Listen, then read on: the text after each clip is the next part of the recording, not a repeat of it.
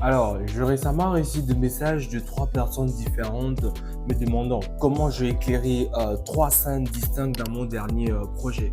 Je suis ravi de partager cette technique avec vous car il illustre bien les différentes approches que l'on peut adopter en matière d'éclairage cinématographique.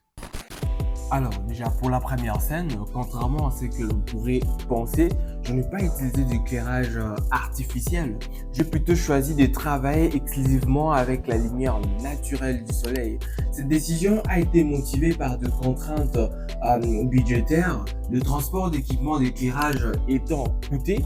Alors, je donc attendu patiemment le moment idéal de la journée.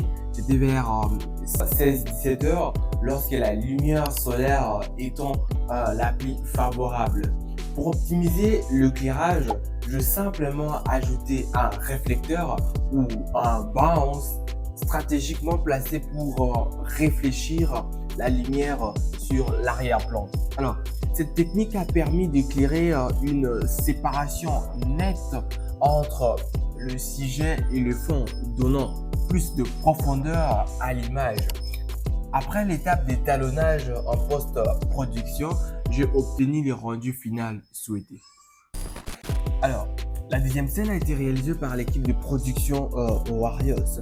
Ils sont arrivés tôt le matin pour m'interviewer malgré une nuit blanche de ma part. Les conditions étaient particulières. Vous savez, le temps d'attendre le matériel et le reste de l'équipe, il faisait environ 25 degrés et le soleil était au zénith. Là, je pense on était vers 14 heures. Alors, selon leur fiche technique, ils voulaient un plan large de mon côté à gauche, filmé avec une seule caméra. Vous savez, pour gérer la forte luminosité solaire, ils ont utilisé un grand diffuseur placé au-dessus de moi. Un réflecteur a été positionné devant moi pour éliminer les ombres indésirables. Enfin, ils ont ajouté un éclairage LED pour apporter une teinte légèrement jaunâtre à la scène. Les images ont été capturées en format log, ce qui a permis un étalonnage précis en post-production pour obtenir le résultat final. Alors vous savez, la troisième scène a été réalisée en collaboration avec Josué Ntumba, mon nouveau collaborateur. Vous savez, à présent, vous verrez plus comme signature, voilà, à la fin de vidéo, vous verrez plus Dan Benen ou encore Josué Ntumba. À présent, vous allez juste voir Danjo, tout simplement. Ça veut dire c'est moi et je suis. Voilà. C'est plutôt cool, hein? Alors, nous avons choisi un emplacement déjà équipé de LED très bien positionné qui éclairait naturellement l'arrière-plan. De plus, un grand projecteur face à nous illuminait l'allée et le visage du personnage. Pour parfaire l'éclairage selon notre vision, nous avons ajouté une petite LED supplémentaire pour essayer un peu d'accentuer un peu légèrement la saturation du visage du personnage. Voilà. On a obtenu quelque chose comme ça. Voilà. Non mais sans blague, soyez sincères, c'est hollywoodien les gars. Alors, il est important de noter que l'éclairage en cinématographie ne se limite pas à l'utilisation des lumières artificielles.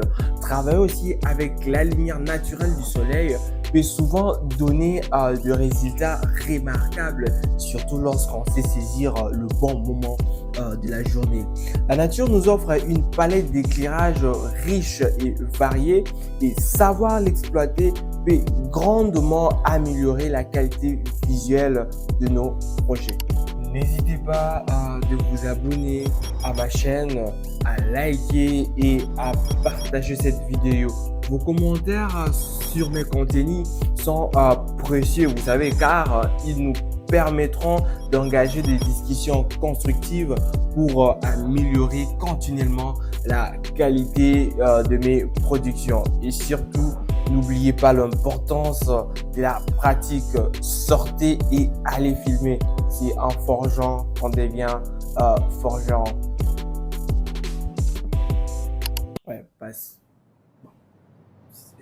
C'est plutôt plus professionnel et formel de dire qu'en forgeant qu'on devient forgeron, au lieu de dire sortez et allez shooter. Je pense que là, ça va. Forgeron qu'on devient forgeron.